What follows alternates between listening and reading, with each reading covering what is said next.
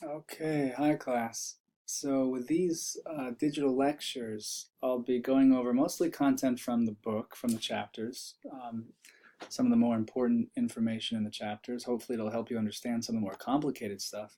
And keep in mind that you'll have these PowerPoints, the original PowerPoint available also. So that way if you want to go through it and click on some of the content that I might embed in these PowerPoints, you'll have that ability to do so. So this class in general is an introduction to linguistics, and it's a way for you to see what linguists do, and you'll have some experience in practicing some linguistic analysis. Many of you probably don't know what that means at this point, but it's not typical to other English courses here in the English department. So some of the things that this course covers is our attitudes towards language, looking at language as a system, and we're going to be focusing on English specifically, but some of the concepts that we cover, you can definitely use them to look at other languages, or it might even help in learning another language, or it could help in teaching English if you had to look at English grammar, for example. So this set of slides is going to go over the first chapter, A Language Like English, which begins with an example that they give, an anecdote about the power of language use. And we'll talk about this as a group when we meet, but there are real consequences to language choice and language use that we see and experience every day. And you may be using different varieties of language in different circumstances, and there are important consequences that could really affect our lives. For example, if you don't use the right language in a job interview, right? Um, Language is fundamental to our identity, so you can't separate language from culture and from our personal identity. It really makes us who we are in many ways. And some of the different varieties of language that we see and that we use around us are based very closely tied to identity. And so you might imagine which situations bring out variety in the language that you use, right? Do you sound the same as you with your friends as you would with your grandmother? I know I would sound very different if I'm on the basketball courts in New Jersey with my friends compared to speaking in front of a class at university, or if I'm teaching an ESL class, English as a second language, to English language learners. A language would change. But there are judgments about language use, and many people believe that there's a certain right way and a wrong way to use language. So one example that illustrates this is on page 7 of your text in that box. If you might want to pause it actually to look back and read that over. It might just take about 30 seconds or so, but it gives a good example of how we perceive language use in ways that are affected by what we bring to it. So this is something that is developed socially or culturally, right? And in that example, there is evidence that listeners, when they listen to someone with an accent, if they believe that they are a non-native speaker, then it makes it harder for them to understand what is being said. So looking at an image of someone who is a foreigner, for example, compared to looking at a picture of someone that looks like a native speaker of English, and then after the same, even though it's the same speaker, the this masked guise test shows that we actually perceive language differently. We understand less of it, for example, if we assume something about the speaker. So that was just a really interesting study, I thought, to demonstrate how our judgments come out. So the chapter also goes over features of human language and how it is distinct from animal language. And there are a few key differences that make human language something special. One is that it's arbitrary, meaning that there's no direct relationship between sounds and their meanings.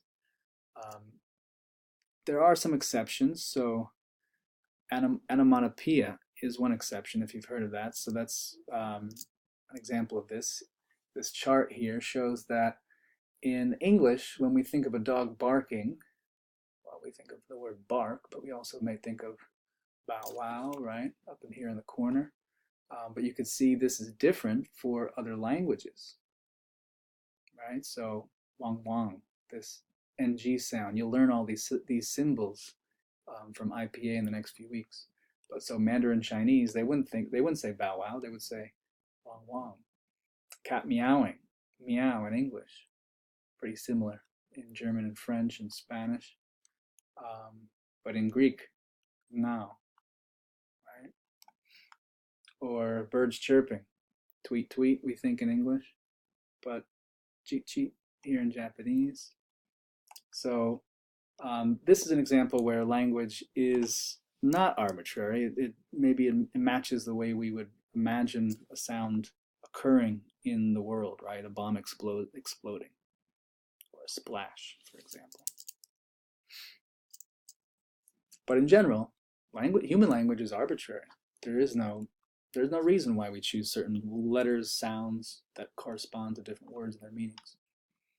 Language is also systematic across different varieties of language. All languages have systematic rules and consistent patterns. And human language is creative. We are always expanding it, always adopting new words. It's always evolving and changing. So when we contrast this with animal language, animal communication, depending on whether you call it language or not. So humans have the ability to talk abstractly. We can talk about things that are not right the here and now in front of us. So this is referred to as displacement. So for example, people can talk about their dreams and hopes for the future, something that they imagine, something that's not necessarily right in front of them. And we've learned that chimps can talk abstractly to an extent. And here's a short clip. Let's get through the advertisement. Oh, no, good. Kanzi, could you cut the onions with your knife?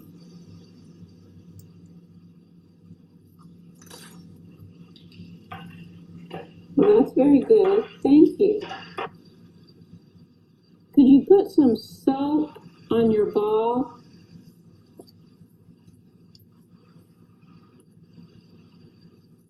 Well, that's a good job. That's very nice. Thank you. Kanzi, can you put the pine needles in the refrigerator?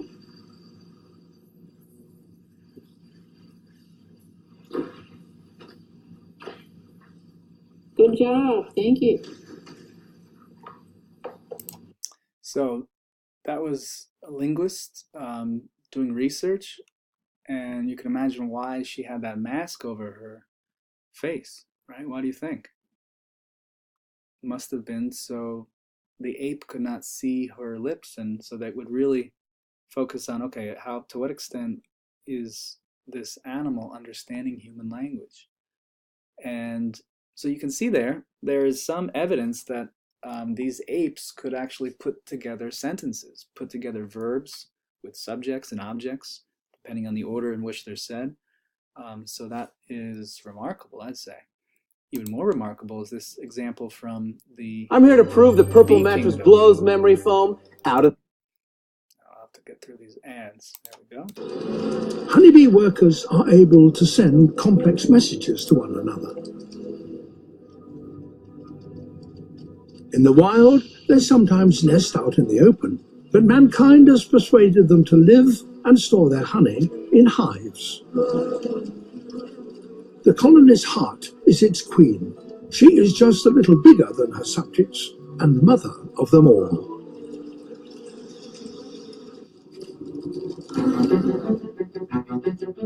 In spring, when food stocks are low, the workers get busy collecting nectar.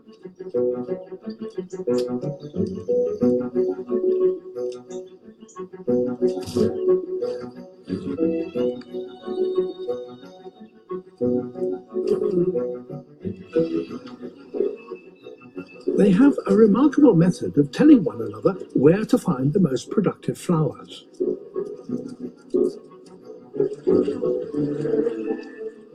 It's called the waggle dance. This returning bee has just found a new source of nectar and is going to tell others in the hive about it.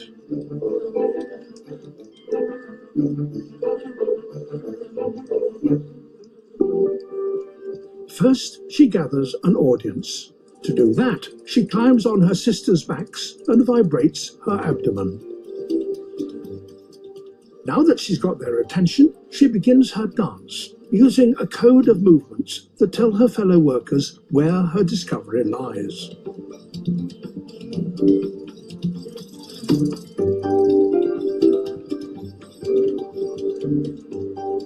The duration of her waggle indicates the distance to the nectar source. The longer the waggle, the further the flower.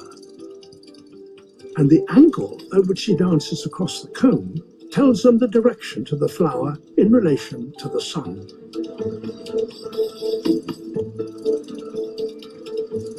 Her instructions are remarkably accurate and can pinpoint the location of a nectar source over 6 kilometers away. Some of her fellow workers set off immediately to find it. In one short season, the colony's workers will visit up to 500 million flowers and will make... So that is an example of some pretty remarkable complexity that we can see in terms of language use. So this dance from the honeybee, you'd have to consider language, right? And it's putting together a pretty complex message. Okay. So another difference between humans, though, is that we need input, meaning we need to hear and to read language in order to acquire it and for it to develop. So a bird, for example, might chirp similarly, whether or not they are whether they grow up with their community or in isolation. But we can't do such experiments with people, so it's kind of harder to understand. But from the evidence, we know that humans need society, right, to acquire their language. We know that humans have huge vocabulary sizes relative to other species. So most humans have about 50,000 words.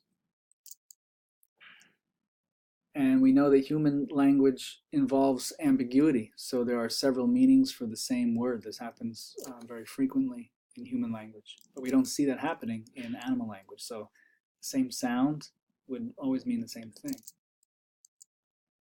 And humans possess syntax, which is another word for grammar. And we could see that those chimps can put things together grammatically, but that was at a very basic level. Once you get more complex, then that's reserved only for humans. Human language is infinitely creative. We're always adding to our language and changing it, and it evolves over time. And so all different aspects of language evolve over time. Pronunciation, word form, syntax, vocabulary, and we're going to look at examples of this in this class. And there's no decisive moment when a new language is formed. So languages are formed from parent languages, right? So English, we know, comes from Germanic descent. We know Germanic tribes brought their German dialects to England. And so it wasn't one point in time where English was born, but it sort of developed from this origin. Language changes and becomes convention. So some language sticks and other changes don't. But for example, Google started as a noun, now it's a verb, right? To Google something. But complexity remains consistent despite this change, and all languages have equal complexity. And so, for example, another example of something that sticks, he was like blah, blah, blah. So using like as a quotative. This is something that didn't exist maybe for our grandparents when they were young, but now it's something that I don't think it's going to go away.